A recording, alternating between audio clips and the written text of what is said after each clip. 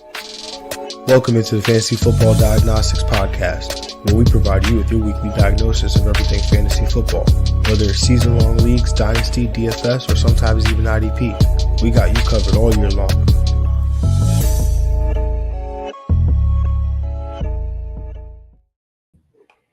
Let's do it. Let's get to it. Welcome into the Fantasy Football Diagnostics Podcast. Good morning. I'm your host, Jon Jeune, at the real Jon Jeune _FF. And it is the Week 2 Waiver Wire show. So, guys, I apologize for getting on here late. We just had some technical difficulties with the getting the stream started. So I apologize for that. But I do want to jump into the Week 2 Waiver Wire show. Monday Night Football. Not as exciting. I guess it was somewhat exciting near the end as the Minnesota Vikings had a comeback win against the Chicago Bears. Sunday Night Football was absolutely ridiculously exciting as well. So, absolutely love to see that. The Bills had a phenomenal comeback down 40-25, came back, won at 41-40. It was a lot of good football this weekend, a lot of high-scoring games. It was a great week to come back to fantasy football. So, but you know how this goes, man. We know very rarely is your fantasy team going to go from draft straight to championship without some changes along the way, whether that be additions to our fantasy rosters via trades or the waiver wire, or that's dropping guys who, flat out are just not getting it done. And I don't think we're at that stage right now where we're panicking about folks. But there's definitely some guys that we look at their offenses, and if after week 1 we look at their situations, we're going into the rest of the season. There's definitely some decisions that we'll have to make, and we'll have to take our chances on buying low on some guys, selling high on some guys. And for me, this really starts the whole process of that, is because when you go to the waiver wire, you have to drop somebody. So this starts all that in terms of changing the roster. So and again, when I'm speaking here about players to add, I'm talking from the perspective of a 12-person league here, right? So when I say that, if you're in a 10-person league or smaller, these guys might be worth an addition. But also, if you look at your bench, check how your guys performed in week 1. You're not going to just go ahead and drop somebody just for one of these players in a shallower league. Now, in a deeper league, 12-person, 14-team league, as we get to the 14-team league territory, some of these guys might not even be available. So I apologize for that. But some of the guys, I do get into the deeper guys that should be available. When we talk quarterbacks, think about it from a superflex perspective as well, right? It doesn't have to just be your one quarterback league, or maybe you're in a deeper league, or maybe everyone in your league carries 2 quarterbacks. Maybe some of them carry 3. So you can look at it from that perspective as well. So that being said, let's jump right into the waiver show. And the first quarterback I'm going to discuss today is only available in 19% of leagues, but I just want to make sure that of the folks listening, whether you are listening on Apple Podcasts, Spotify, Google Play, whether you are watching, following along on YouTube or Spotify video, just make sure you like, subscribe, comment. For those of you that are watching, listening, we want to make sure that we're not in the 19% of leagues where this guy is available. So, and of course, I'm talking about New York Jets quarterback Justin Fields. He was the QB2 on the week going into Monday Night Football, I think that did hold. I don't think J.J. McCarthy or Caleb Williams surpassed him, but threw for over 200 yards, also added a touchdown through the air, added 48 rushing yards and 2 touchdowns on the ground. Gets a home game against Buffalo. I don't think the matchup particularly matters. I think what we liked to see from Justin Fields in this Jets offense was that he was using his legs, right? That was a significant part of the offense, and you love to see that.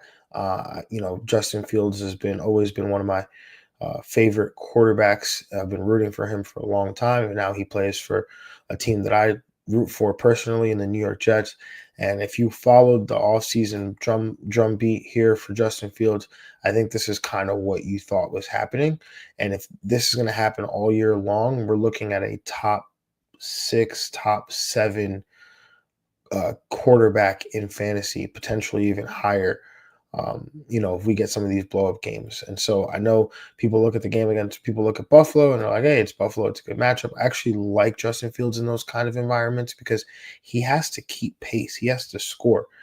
And so when that happens, he's going to use his legs. He's going to try to make plays with his legs. So again, only available in 19% of leagues, but I just want to make sure that anyone listening, he's not available in your league.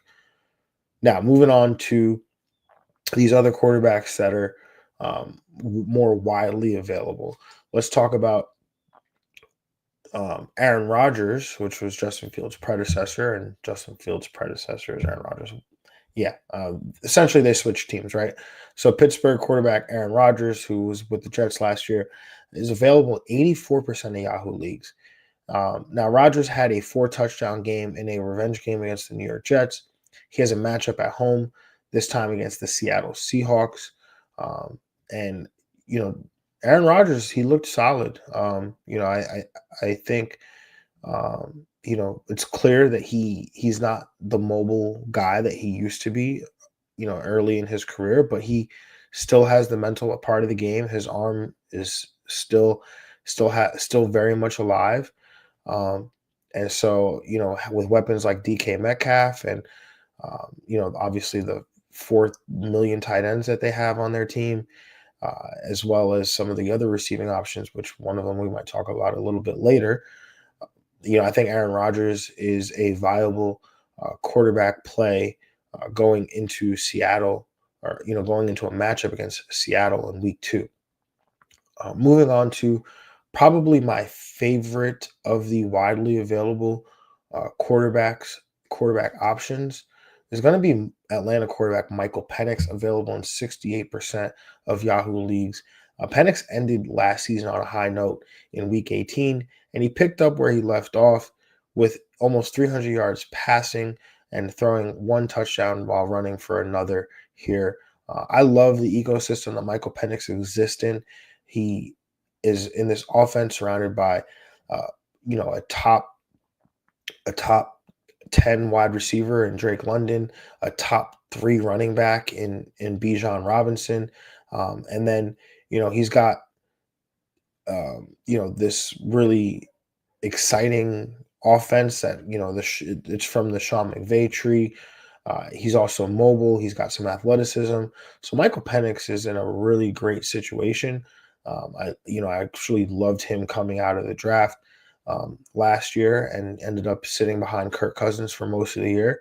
But this is a sleeper type quarterback, one that's going to be available in a majority of leagues. People aren't really sure. There's not a whole lot of data or sample size on him. And so that's why he's available in 68% of Yahoo leagues. But again, love the offense, love the ecosystem, love the fact that he plays in a dome. So, definitely going to be interested in Michael Penix if he's available in my league. The second quarterback I'm probably the most interested in, that is going to be Las Vegas quarterback Geno Smith, available in 79% of Yahoo leagues. Threw for 362 yards and a touchdown. Has a matchup against the Los Angeles Chargers coming up in a dome, which has the makings of another high-scoring affair. Geno Smith, along with with Justin Fields, two quarterbacks that I highlighted on Friday's matchup show. So if you were locked in, you probably were already on these guys.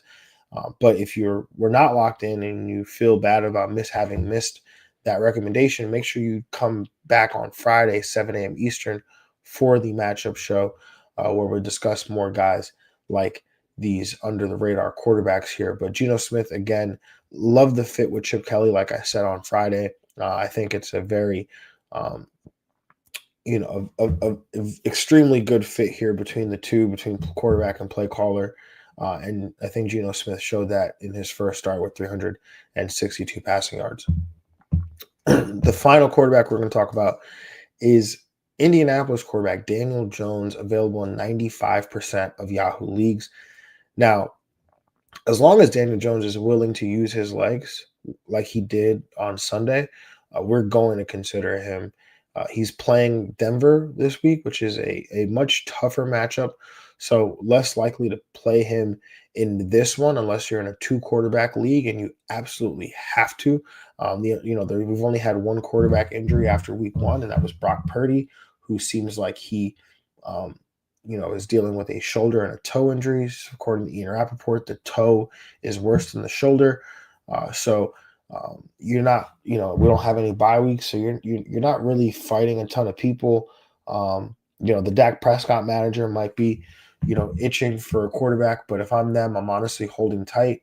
I think Dak Prescott, a lot of the plays were there to be made, so I wouldn't jump ship on him immediately.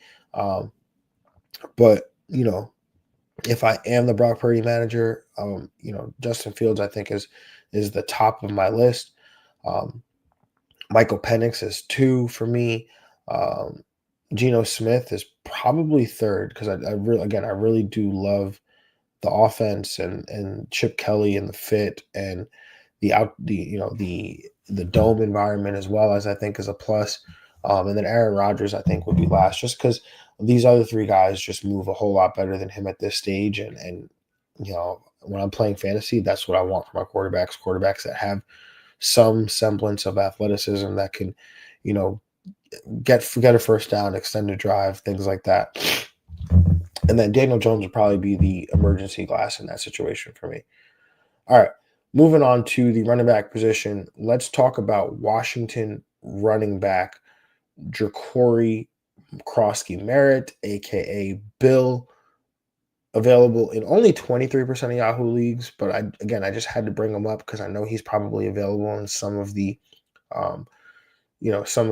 shallower leagues, 10-person teams, or 10-person leagues rather.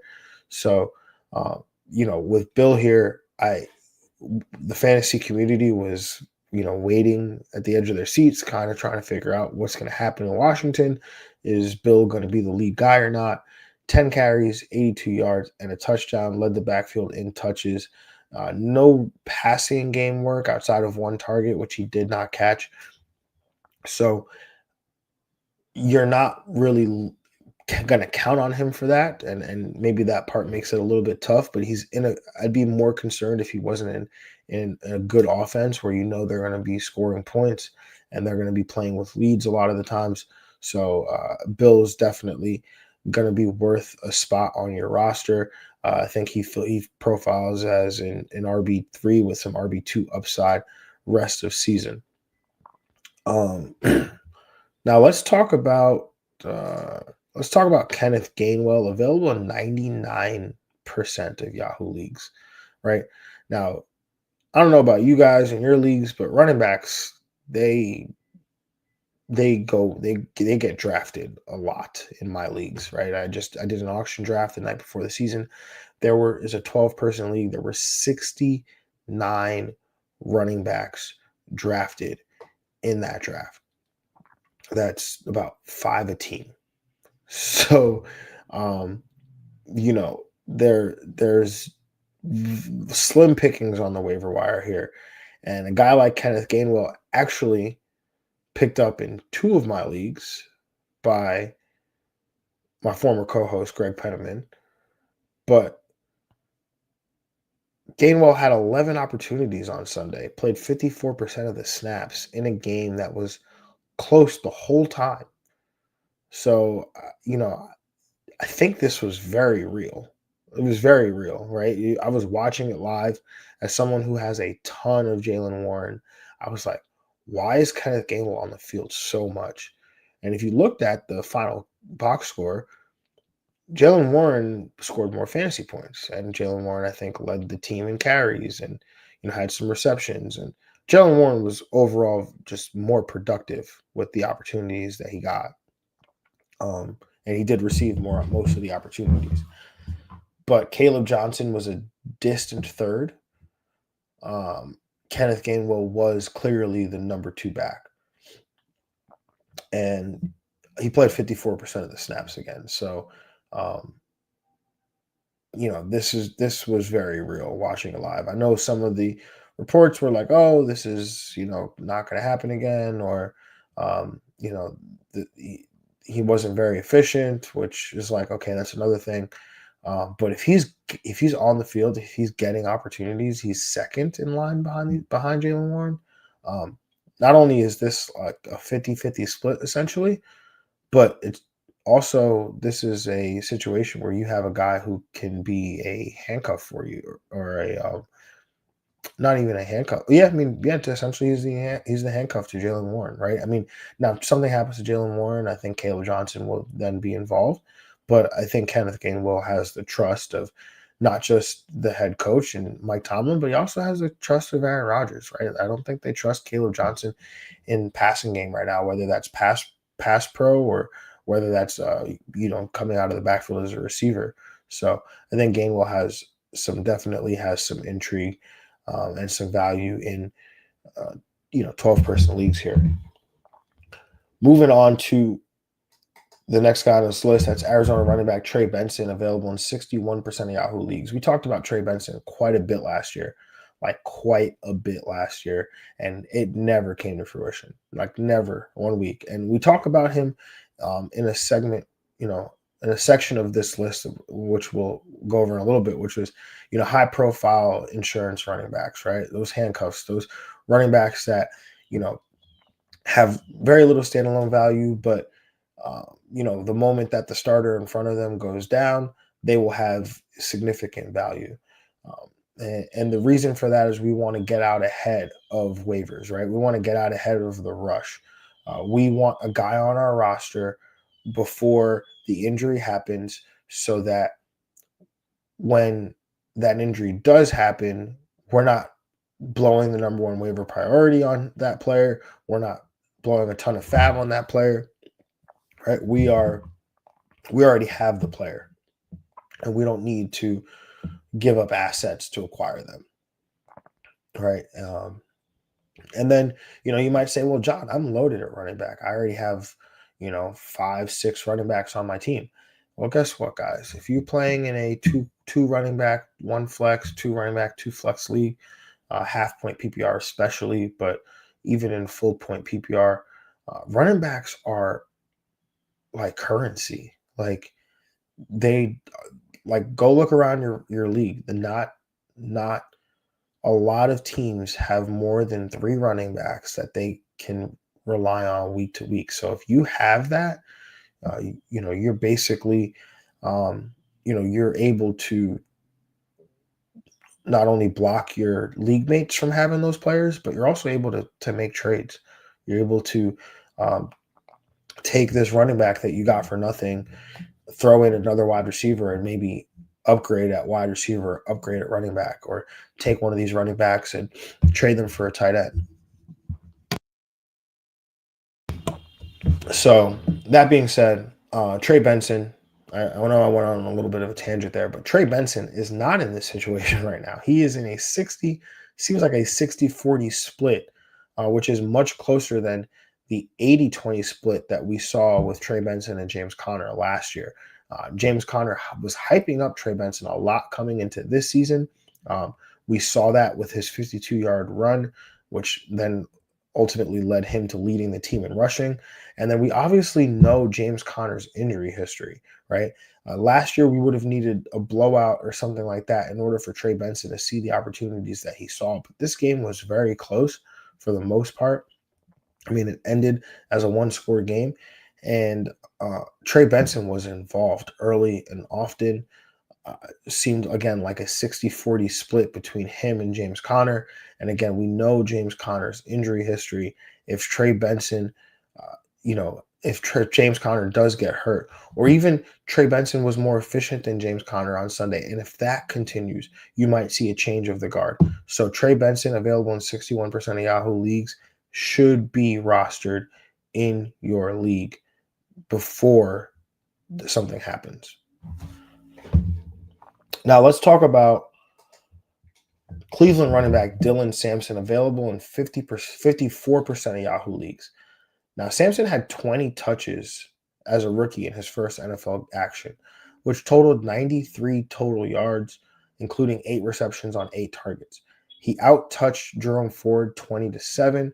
I don't think that was expected. A lot of people expected Jerome Ford to be the lead back, at least for now. But Dylan Sampson, this was a great production from him in his first NFL game, and the opportunities is what we love to see, right? We could look at box scores all day, we can look at fantasy point production all day, but what I care about is the opportunities, the context around the fantasy points that were scored. And Dylan Sampson had a ton of opportunities. You love the pass game work, 8 receptions as well on 8 targets. That's something that it could be, very sticky week to week in terms of the usage in the pass game. Now, the only thing is that this backfield gets potentially more crowded next week, which could somehow, cloud Dylan Sampson's, value or production, and his potential opportunities. But we don't know that for sure, right? You got to play the range of outcomes. And so, what if you play this game where, like, oh, well, Dylan Sampson is the guy, right? And the next guy we'll talk about has been away for a while. So, maybe there's an acclimation period, right? So maybe Dylan Sampson has some value for now to get you through the first couple weeks while you sort your situation out. And that next running back is Cleveland running back Jon Jeune, available in 45% of Yahoo leagues.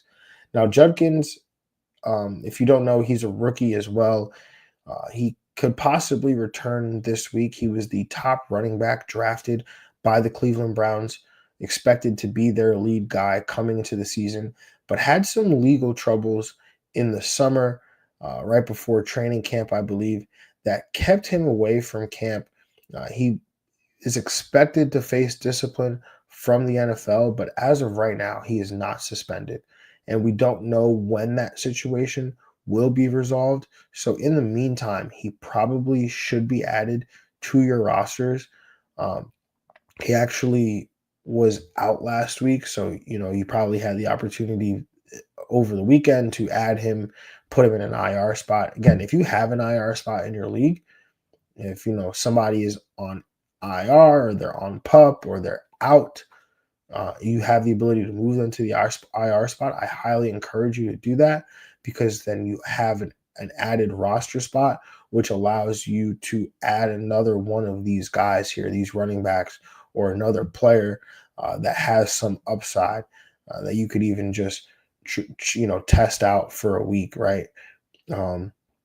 So again, Quinshon Judkins could come back, could potentially be the lead back after a brief acclimation period, but available in 45% of Yahoo leagues. Think is, the upside is worth the addition to your roster. Now we're entering a territory where we're at the running back position, where we're talking about is these insurance policy running backs, right? These guys that have zero to no standalone value, or zero to no standalone value, little to no standalone value, and they will only have significant value if there's an injury that occurs. So again, these guys are worthy of a roster spot, but you'll very rarely ever play them, and you might even drop them during a bye week, things like that. But we'll start with Atlanta running back Tyler Algier, available in 68% of Yahoo leagues. I feel like it's been 3 straight years of this with Algier, but he should be rostered in almost 100% of Yahoo leagues. 100% of 12-person leagues. He's probably the most high-profile running back insurance policy, behind maybe Brian Robinson, because he's already dealing, or Christian McCaffrey's already dealing with calf injuries. So, you're just waiting for the shoe to fall off there. But with Tyler Algier, right, like Bijan Robinson was a top draft pick, right? He was, top 3 pick, top 4 pick in most drafts. Um, a lot of drafts he was top 2. But anyway, if something happens to him, right, we know that this role is going to fall on Algier, right? Maybe not. You're not getting 100% Bijan, and I want to be clear about that. You might get 70 to 85% Bijan, but what you're going to get is the touches. You're going to get the opportunities, right? Um, so Algier can fall into that role. And look, maybe you don't have to carry these insurance policy running backs the whole week. Maybe you add them before the game starts, and then after the game ends, if Bijan, doesn't get injured, or, is completely okay, then you drop Algier, you pick up another guy. So you could totally do that. You just got to be mindful. If you do that, you run the risk of losing the player, right? So if you don't have Bijan, maybe you're more apt to doing this, because it doesn't. Um, Tyler Algier is most valuable to the Bijan manager, right? Most valuable to the Bijan manager. So, like, for example, in a league where I have Bijan, like, I'm holding on to Algier. Their bye week is in week 5. I'm probably still going to hold on to Algier. If I'm in a league where I don't have Bijan and Algier is available, I'm going to pick him up. I'm going to hold him, as I understand the value of the player. But in week 5, I might drop him because I can't afford to hold a player that's not playing in week 5, potentially, right? Potentially. Um, Now, that may open up the Bijan manager to being like, oh, well, when Algier gets dumped, I'm going to go pick him up so that I can secure myself, right? So it's the risk and the rewards that we play, but it's just something to consider as we move forward. But Algier should definitely be rostered. Next up, a guy who's available in significantly less than 68% of Yahoo leagues. That is New York Jets running back Braylon Allen, available in 29% of Yahoo leagues. Many, myself included, anticipated that Breece Hall would cede more opportunities to second-year running back Braylon Allen. But that was not the case, as Breece was the workhorse running back with 23 opportunities to just 6 for Braylon Allen. But Allen did score a touchdown, didn't do much outside of that, as Breece had his, obviously had the whole workload to himself, or predominantly most of it to himself. But as we know, Breece has had his share of injuries, and Allen would most likely operate as the lead back in that instance, right? So, again, this is another situation. I think I came into the season believing that Braylon Allen had standalone value. And maybe it's still early. Maybe there's a chance for that. But at worst, if the Jets offense is going to be as consistent as it was on Sunday, then Braylon Allen definitely will fall into an opportunity where, if something happens to Breece Hall, he's going to be definitely an RB2, RB3 with some potential RB1 upside on some given week. So definitely something to look forward to and look out for.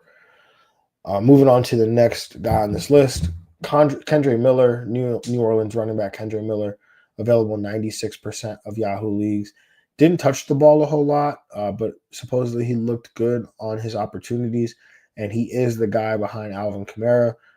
He had some issues with the previous coaching staff and Dennis Allen, and I think there was some, let's just call it what it is. He seemed like he was in the doghouse for a big chunk of his time with Dennis Allen. But Kellen Moore, he's got a fresh start there. So I think Kendre Miller, again, similar mold of Tyler Algier, where you're looking at him in the event of an injury to Alvin Kamara. Moving on to the wide receiver position, and I feel like we got quite a few guys to talk about today. I feel like this is probably going to be the longest waiver show of the year, but who knows? We'll see. Maybe I just jinxed myself. But let's talk about Kansas City wide receiver. Moving on to the wide receiver position, let's talk about Kansas City wide receiver Hollywood Brown. I'm only calling him Hollywood because it says his name as Hollywood on Yahoo. Otherwise, you know how I feel about this man. We call him Marquise ever since, back in the days when he used to disappoint us. But anyway, Hollywood Brown available in 75% of Yahoo leagues, a whopping 16 targets and a 42% target share. With the injury to Xavier Worthy and the suspension to Rashee Rice, this slots in Hollywood Brown as the top target on the waiver wire for those needing help at the wide receiver position. Again, 16 targets. The game script had a lot to do with that, but no Xavier Worthy, no Rashee Rice. Hollywood Brown definitely is going to be a focal point of this pass game here with Patrick Mahomes. So definitely, again, I believe he's the top target here at the wide receiver position, given what he did in week 1 with the 42% target share. Moving on to the next guy on this list, let's talk about LA Chargers wide receiver Quentin Johnston, available in 91% of Yahoo leagues. Had 7 targets, which he converted into 5 receptions for 2 touchdowns. I think it was over 70 receiving yards. He was on the field quite a bit, operating as the number 2 receiver in terms of snaps, playing 81.5% of the snaps behind only Ladd McConkey at the position. So again, this is very real. This is very repeatable, given the playing time that we saw for Johnston in week 1. And again, he looked better, right? People love clowning on Quentin Johnston. They love saying he can't catch, which he has had his issues with drops over the years. But he looked confident on Sunday, or on Friday rather. He was explosive, which we've always known him to be explosive, but the confidence with which he attacked the ball, he caught the ball, I thought was great. So definitely love that. Moving on to the next guy on this list, let's talk Buffalo wide receiver Keon Coleman. He is available in 35% of Yahoo leagues. Coleman had a great game on Sunday Night Football with 8 for 112 and a touchdown on 11 targets. On the touchdown, a little bit fluky, caught a tipped pass for a touchdown, but at the same time, you love to see the stat line and the 11 targets. Led all Buffalo wide receivers in snaps, and maybe has become the number 1 receiver for Josh Allen and the Buffalo Bills. The one that they've been searching for since parting ways with Stephon Diggs. So Coleman, second-year wide receiver. Again, there's this thing where players get better, right? We have to be mindful of that. So same thing, Quentin Johnston could have gotten better. Keon Coleman definitely could have gotten better as well. So again, looked good yesterday. Looked good on Sunday night. Definitely think that this is something that we should pursue from that perspective. Moving on to the next wide receiver on this list, let's talk LA Chargers wide receiver Keenan Allen, available in 50% of Yahoo leagues. Only played 61.5% of the snaps, but led the team with a 29% target share. So when he's out there, he was being targeted at a high rate. There was a lot of value in his week 1 role beyond just the box score. So again, love to see the targets, the snap count relatively low, but it's very clear that when he's out there, he's being targeted. So again, you got to love that there. And from one previously former Charger receiver to it, and a current Charger receiver to it, another former Chargers receiver. But let's talk about Buffalo wide receiver Joshua Palmer.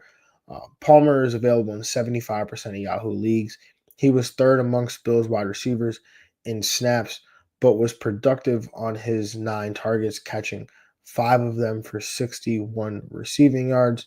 Now, Palmer is a veteran receiver, has had his fair share of success during his time with the Chargers, and now ends up in Buffalo catching passes from Josh Allen, which I think this is definitely um, this is definitely a worthwhile role, right? So again, third in snaps behind Keon Coleman and Khalil Shakir, but again, a very usable role in an offense where you're attached to Josh Allen, and I think as they get to some high-scoring games the rest of the year, Palmer will have his fair share of games like this.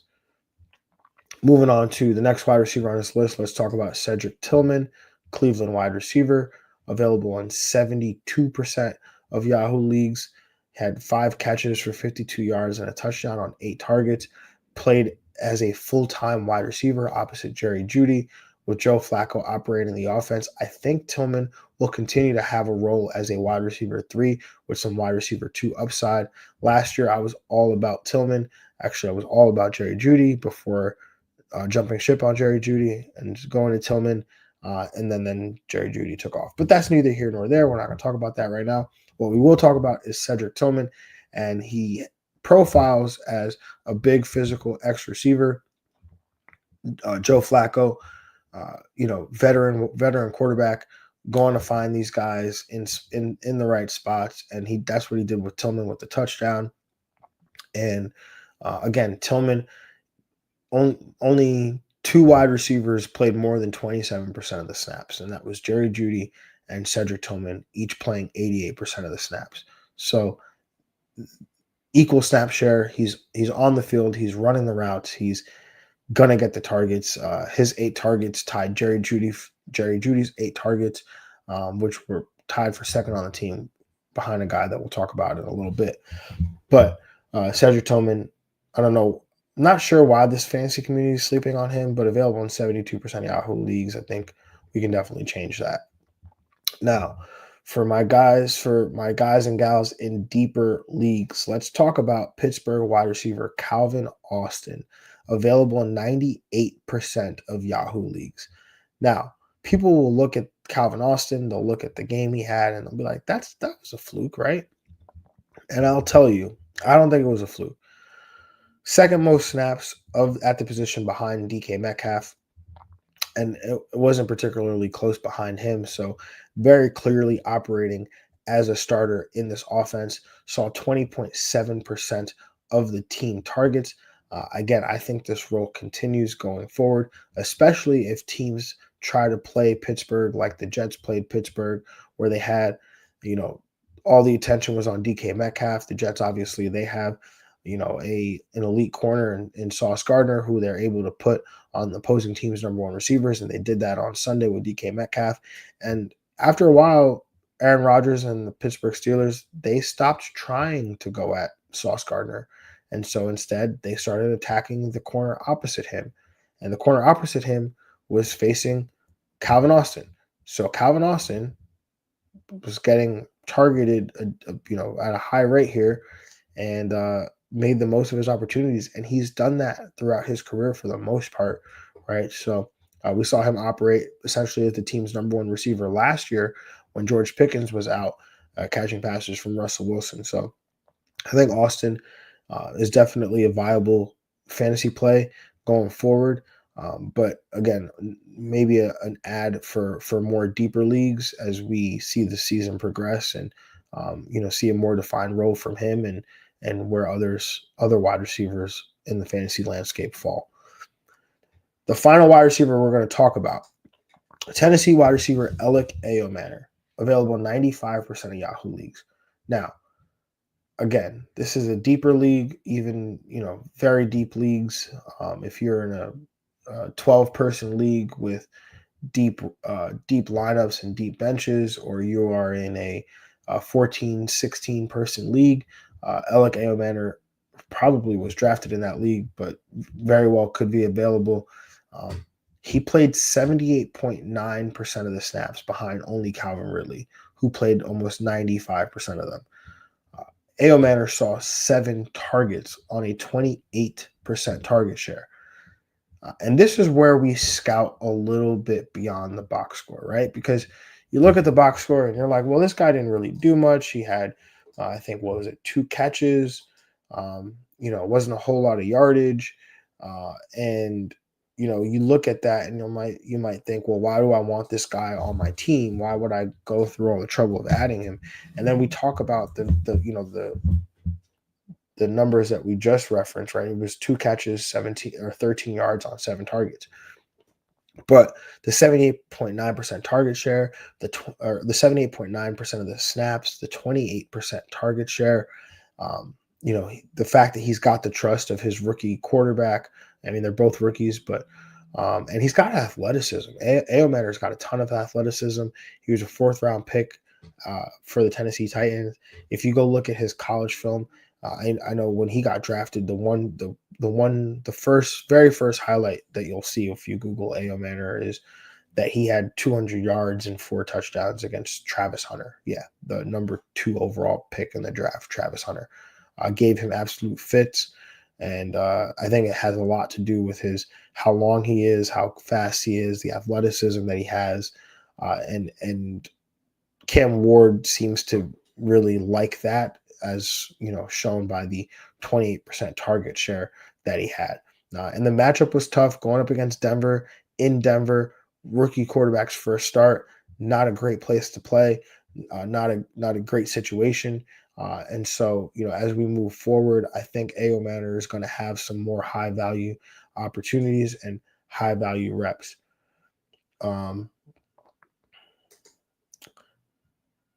Jonathan Santiago with a question. First question of the 2025 season.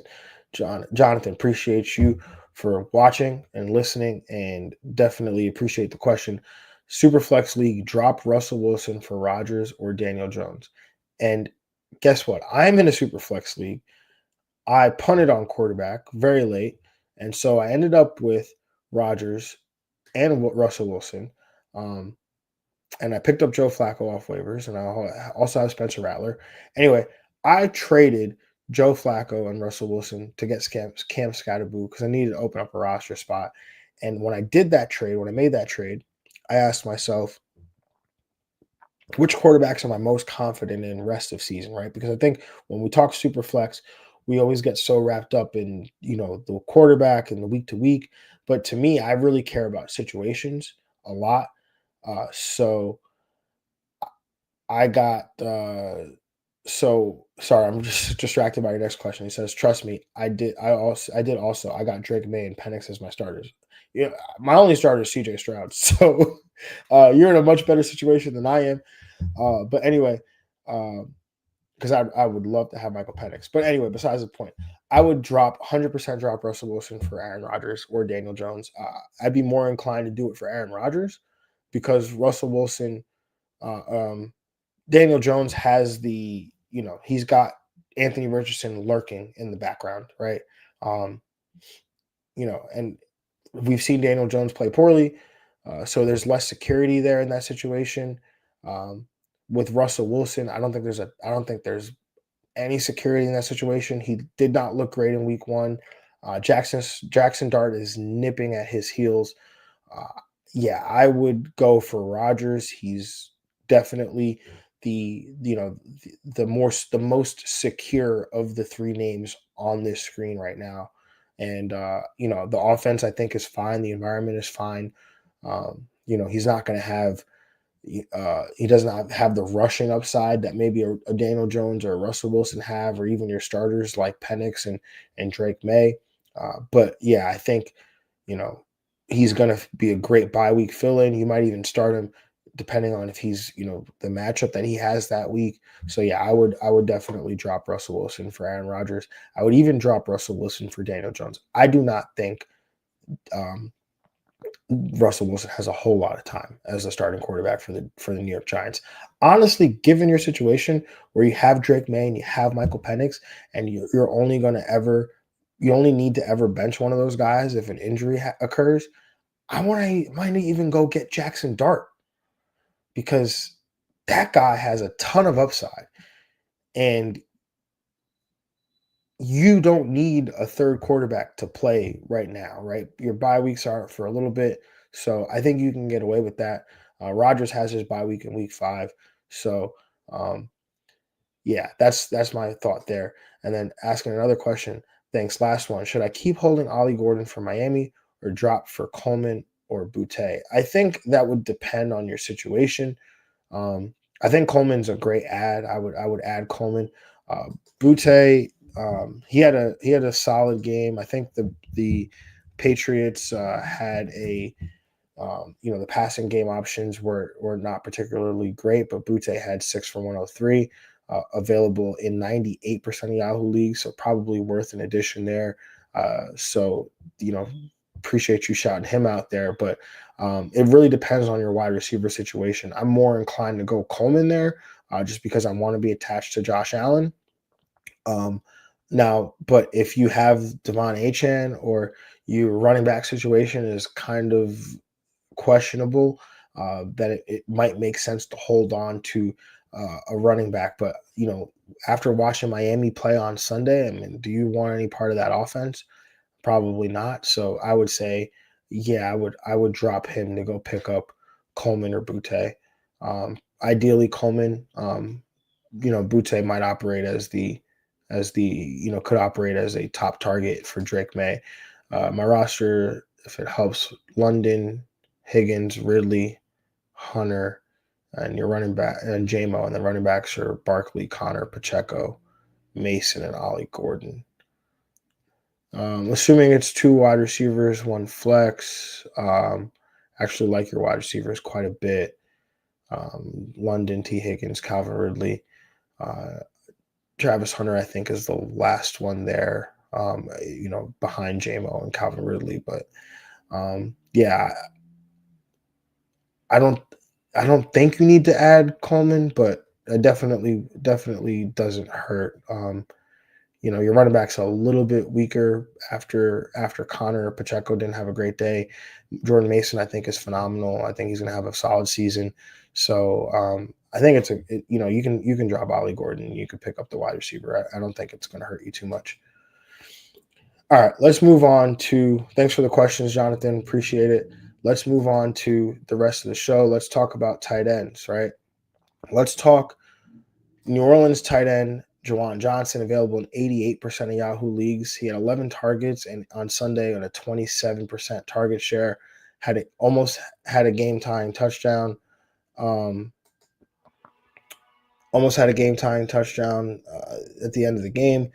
This Kellen Moore offense will sling the ball, as evidenced by the 46 pass attempts that we saw by Spencer Rattler. We've seen games like this before from Jon Johnson, so I'm hoping that this new coaching staff and this new offensive focus will allow Johnson to keep this up all season long. But if you're hurting at the tight end position, definitely makes sense to go after a guy like Jon Johnson.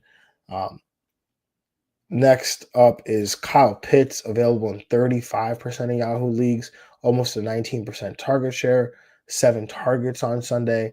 I'm hoping that this is, the start of good things here for Kyle Pitts, who had, rave reviews coming out of camp and, showed at least well in his first game out the gate this season. Now, my top target probably at the tight end position, and this is going to feel weird, but because we don't have a whole lot of data, but based on what we do have, Cleveland tight end Harold Fannin Jr., available in 98% of Yahoo leagues. And what a game for the rookie. 72% of the snaps behind David Njoku at the position. And Njoku was my start of the week, but I should get extra credit here for Harold Fannin. He was used as the chess piece all over the field. 7 catches, 63 yards, 9 targets. love the usage at his position, and is worth a shot. I mean, this guy got snaps out wide. He got snaps as a traditional tight end. He got snaps in the slot. He even took a snap as a wildcat quarterback, right? When your tight end is that involved in the game, right? He's that involved as a piece of the offense. You absolutely love that because not a lot of tight ends are featured in such a way, right? Like Tyler Warren is rostered in almost 100% of Yahoo leagues, and Tyler Warren saw similar usage. And you're basically getting the same thing, but just significantly discounted. Like 98% of Yahoo leagues. Like if I'm looking for a tight end, if I just lost George Kittle, I'm going hard after Harold Fannin Jr. Like guys, we have to be aggressive out the gate with the waiver ads and the priority and the fab ads, right? People are skeptical. It's early, like I don't know, who's the try to think of the names that week one performances that we had that turned out to be nothing. But people were slow to add. People were slow to add Puka. People were slow to add Kyron Williams. People were slow to add, um, many players over the years. And, look, we add Harold Fannin. This could be like Isaiah Likely from week one last year. However, I, I'm buying into the usage.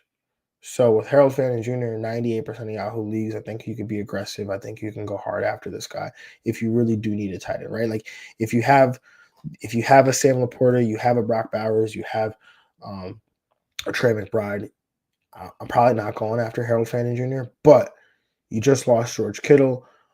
You're like me. You punted on tight end. I started Dalton Schultz this past week. I'm gonna go hard after Harold Fannin Jr. All right. And if you can't get Harold Fannin Jr., then maybe you can get one of these other two guys that we talked about, like a Jon Johnson or Kyle Pitts. Maybe I would probably target those guys. I'd probably target Kyle Pitts first because I'm a glutton for punishment. But Harold Fannin Jr. I would definitely go after because Kyle Pitts is definitely not available in my leagues. Jon Johnson is. I probably want to go Harold Fannin over Jon Johnson, but neither here nor there. Now, this next guy, never exciting, but always going to get it done. Zach Ertz, available in 49% of Yahoo leagues, the Washington tight end. Old reliable. Again, not the sexiest pick, but he's going to be steady and available, and he's attached to Jaden Daniels. So it's the same story last year. Nobody wanted to add Zach Ertz, but every week he was scoring, 8 to 9 fantasy points, PPR points, scoring a touchdown here and there. I think he deserves a spot on rosters. Also, Jacksonville tight end Brenton Strange, available in 78% of Yahoo leagues. Only saw 4 targets, caught all 4 for 59 yards, and I think we see bigger games out of Jacksonville's passing offense, and Strange will definitely be a benefactor of those. And moving on to the last tight end on the list, let's talk New England tight end Hunter Henry, available in 41% of Yahoo leagues. Another not so sexy pick, but 93% of the snaps saw 18% target share, catching 4 of 8 targets for 66 receiving yards. Now, something new this year that we added at the end of last year during the playoffs, but we'll do it weekly here. We're going to talk some DSTs, right? And so let's talk Los Angeles Rams defense and special teams, right? For my people streaming defenses, I know I stream defenses all the time, so I need to be out ahead of it myself. I usually don't like giving out the streams here because Wednesday is when I do my projections, or Tuesday night is when I do my projections. So I usually don't have all my projections for the Tuesday waiver show. So I usually do them Tuesday night so that I have them, by Thursday or by Friday rather, when we are doing the matchup show. And I do project defenses as well. So, that being said, Los Angeles Rams DST, available in 72% of Yahoo leagues, 5.5-point favorites on the road against the Tennessee Titans and a rookie quarterback. That Rams pass rush is absolutely phenomenal, and Cam Ward is going to take a decent amount of sacks.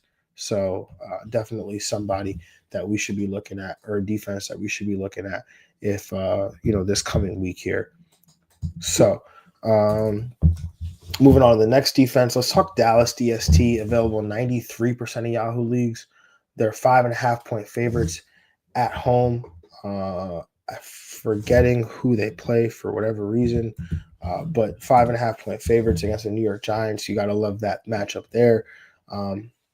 Again, the Dallas defense without Micah Parsons, not the same, but they still have a penchant for turnovers. They still have some guys that can get after the quarterback, and we're playing the game here. 5.5-point favorites at home. That's a pretty good situation for the defense.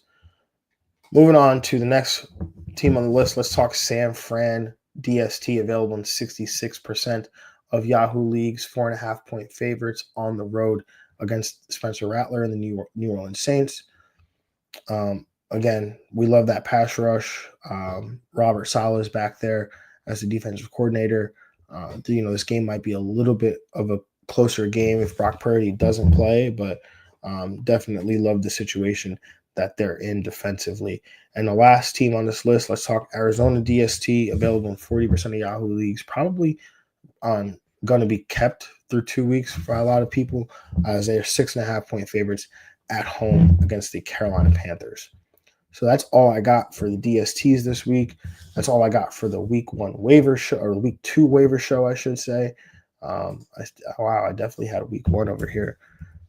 My apologies, guys, but it was the week 2 waiver show. So again, we appreciate y'all, appreciate the questions, and make sure you're back here Friday for the matchup show. We're going to break down wide receivers, running backs that are outside the top 20 that need to be considered as guys inside the top 20, or guys that you should consider putting in your lineup. Quarterbacks and tight ends that are outside that top 10 that you should probably consider in your lineups. So definitely don't want to miss that. Good luck on the waivers. Remember, be aggressive. And we'll see y'all on Friday. Have a good one.